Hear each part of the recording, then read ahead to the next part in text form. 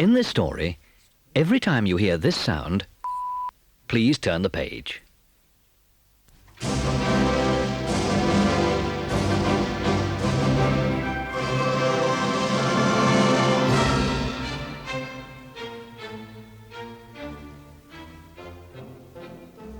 Hansel and Gretel.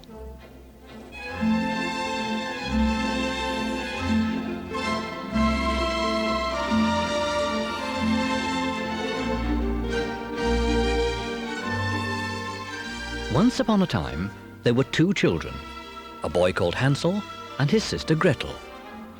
They lived with their father and stepmother in a little cottage at the edge of a forest. Their father was a woodcutter, and he was very poor. Once he had so little money that he could not even give his family enough to eat. This made him very unhappy.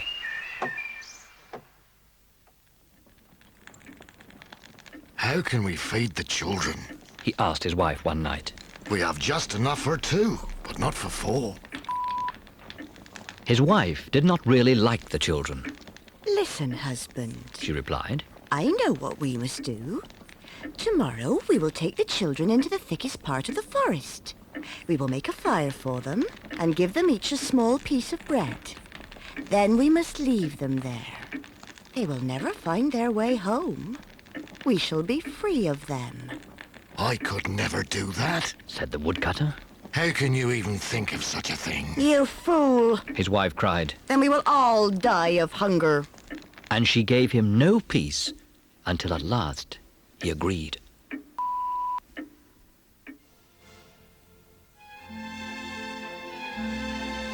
Too hungry to sleep, Hansel and Gretel overheard what was said. Gretel cried bitterly. What shall we do? She sobbed. Don't worry, Gretel. Her brother said, I will look after you.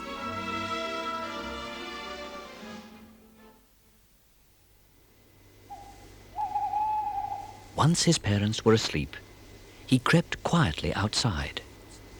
White pebbles lay around like silver coins in the moonlight. He filled his pockets with them and went back to bed.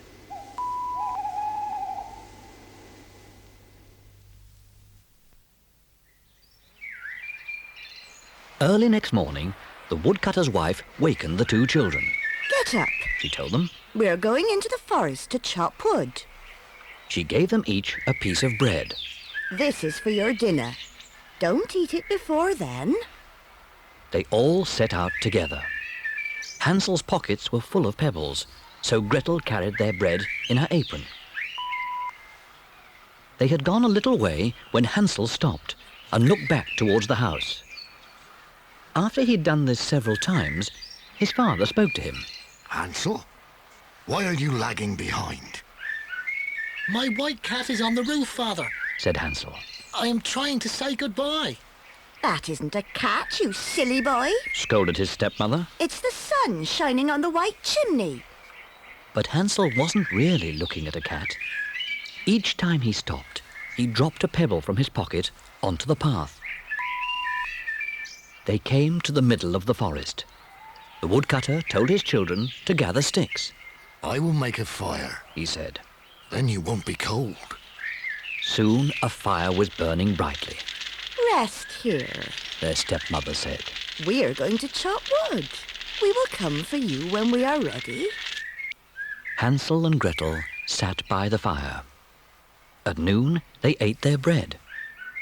They could hear the sound of an axe and thought their father was near. But he wasn't. What they heard was only a branch knocking against a tree trunk in the wind.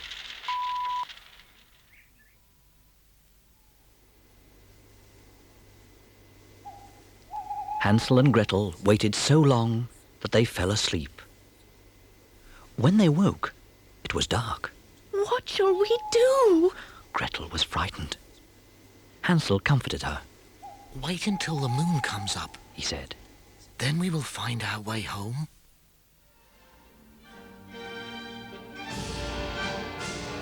At last the moon rose in the sky. Hansel took his sister's hand and followed the pebbles he had left on the path. They shone like silver coins in the moonlight and showed the children the way home. The children walked all night. As dawn came, they found their father's cottage and knocked on the door. Their stepmother opened it. You naughty children! She scolded them. Where have you been? We thought you were never coming home. The woodcutter was very happy to see them. It had broken his heart to leave them in the forest.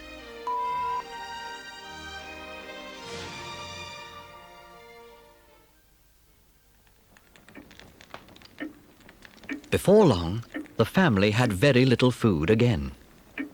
One night the children heard their stepmother talking to their father. We have half a loaf left. She told him. Once that is gone, we will have nothing. We must take the children deeper into the forest.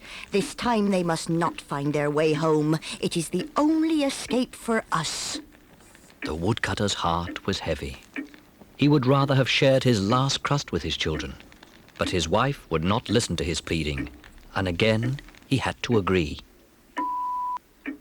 As soon as the woodcutter and his wife were asleep, Hansel got up, meaning to fill his pockets with pebbles as before. But his stepmother had locked the door. He couldn't get out. Sadly, he went back to bed. Don't cry, Gretel. He said bravely. All will be well. You'll see.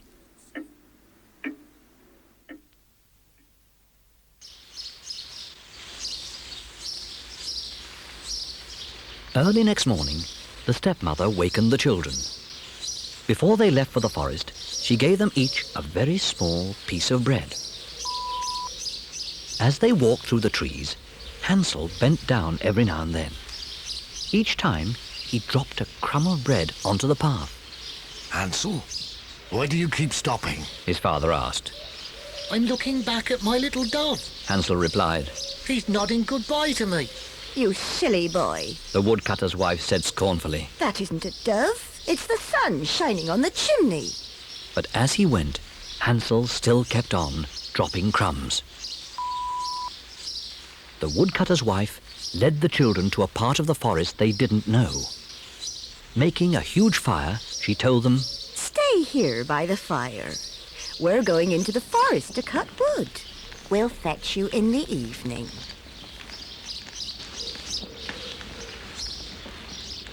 At noon, Gretel shared her small piece of bread with Hansel, for he had dropped all of his onto the path. Then they went to sleep. Evening arrived, and no one came.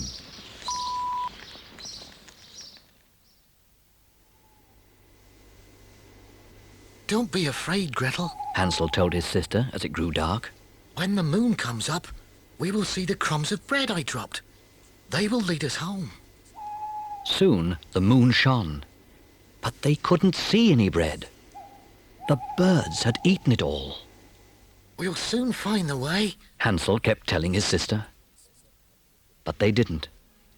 They walked all night and all next day, and they were still deep in the forest.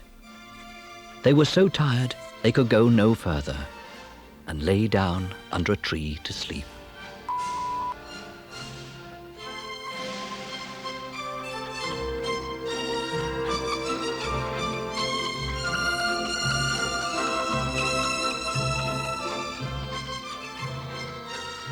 When the music stops, please turn the cassette over for side 2.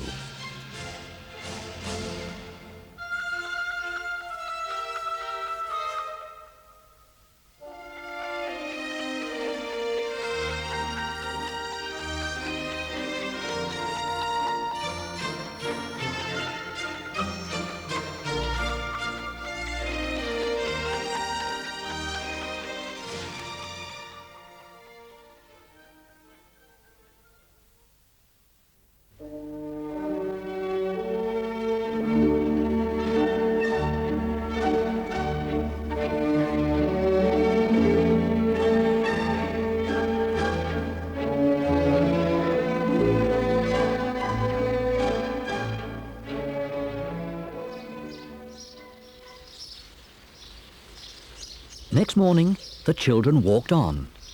They were very hungry. By midday, Hansel felt they must get help soon, or they would die of hunger. Just then, A beautiful white bird perched on a nearby branch. It sang so sweetly that they followed it as it flew through the trees. The bird led them straight to a little cottage. Look, Hansel. Cried Gretel. The cottage is made of bread and cakes, and the windows are made of sugar. The two children ran forward. We'll have a feast. Hansel said. I'll eat a piece of bread. You can try the cake. Hansel broke off a piece of bread to see how it tasted. Gretel took a bite from one of the cakes. Soon they were both munching happily. Just then, the door opened. Out came an old woman walking on crutches. Hansel and Gretel were so frightened they dropped what they were eating. But the old woman smiled at them. Come in, children. Stay with me and you will come to no harm.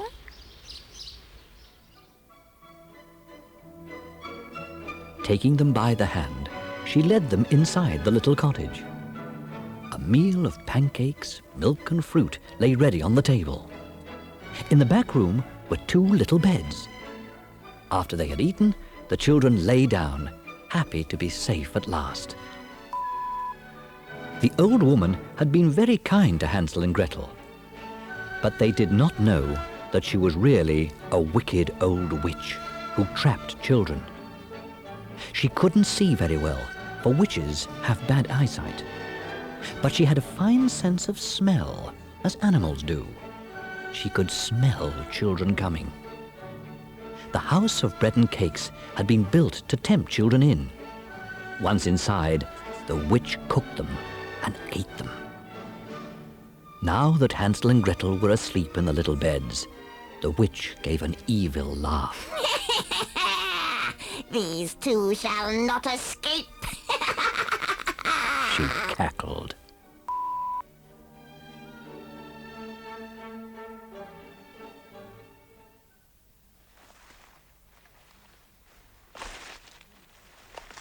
Early next morning, the witch pulled Hansel roughly from his bed and locked him in a cage. Although he screamed, there was no one to help him. Gretel came next. The witch shook her awake. Get up, you lazy girl! Screeched the witch. Cook something good for your brother. He will stay in that cage until he is fat enough for me to eat. The little girl began to cry. But the wicked witch only laughed at her tears. Gretel had to do what she was told.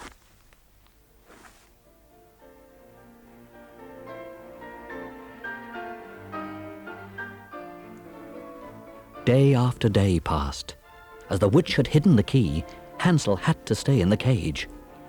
Gretel was soon tired out, for the witch made her clean and scrub and cook huge meals for poor Hansel.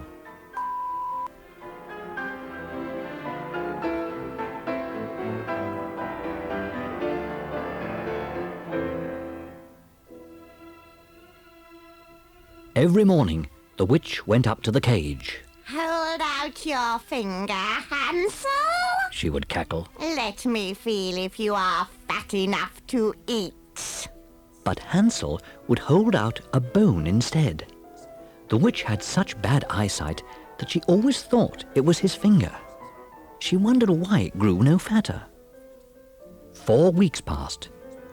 Because of Hansel's clever trick, the witch thought he was still very thin. She lost her patience. Fetch some water, Gretel. She shrieked angrily. This morning I will kill Hansel and cook him. The tears ran down Gretel's face, but the old witch made her fetch the water and make a fire. First of all, we'll bake. The old witch said with a sly look at Gretel. I have already made the dough and heated the oven. She pushed the little girl up to the oven door. Flames were burning fiercely around it. Go on, she said. See if it's hot enough, then we'll put the bread in. But she really planned to put Gretel in the oven to bake. Then she would eat the little girl as well as Hansel. Gretel had guessed what the wicked witch was thinking. I can't go in there, She said. I'm too big. You silly child. The witch said angrily. The oven is quite big enough. Look, I could even get in myself. She bent down and put her head into the oven. Gretel gave her a hard push, and she fell right inside. Shutting the iron door, Gretel bolted it. The witch couldn't get out. The little girl ran away, leaving her there.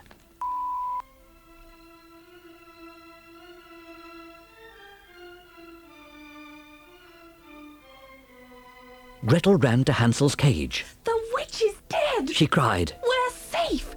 Now I must get you out of that cage. Gretel couldn't find the key, so she broke the lock with a poker from the witch's own fireplace. The door swung open. Hansel sprang out like a bird from a cage. They hugged one another over and over again. Now they had nothing to fear. And when they looked over the witch's house, they found caskets of pearls and precious stones. These are better than pebbles, said Hansel. He put as many into his pockets as they would hold. Gretel filled her apron.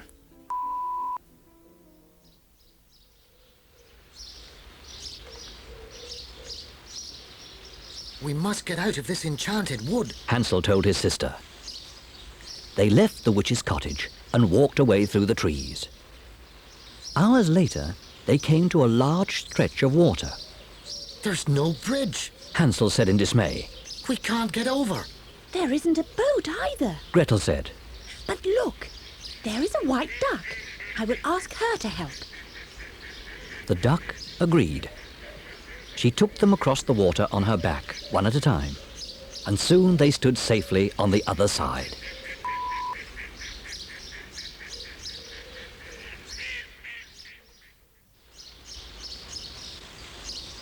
Hansel and Gretel had gone just a little way when they came to a part of the forest they knew. They began to run, and at last came to their own home. Inside, they ran into their father's arms. He had not had one happy moment since the children had been left in the forest. He was alone now, for their stepmother was dead. I'm so glad you've come home, he said. Gretel shook out her apron, and pearls and diamonds rolled all over the floor. Hansel threw out one handful after another from his pockets. Their troubles were over. From then on, the woodcutter and his children all lived happily together.